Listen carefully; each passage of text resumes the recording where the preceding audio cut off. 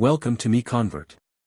In this tutorial, I will show you how to convert C4D files to STL format, completely free and online. Open your browser and search for C4D to STL MiConvert.com. Click on the first result to go straight to the converter. You are now on the C4D to STL converter page. The interface is clean and easy to use. Let's upload a file. Click the Choose File button. A file picker will open. Select the C4D file you want to convert, then click Open. Your file is loaded and ready.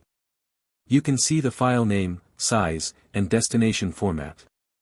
Click Convert now to start the conversion. The conversion is in progress. You can see the progress bar moving. This usually takes just a few seconds. Done. Your file has been successfully converted. Click Download to save the STL file to your computer. That's it.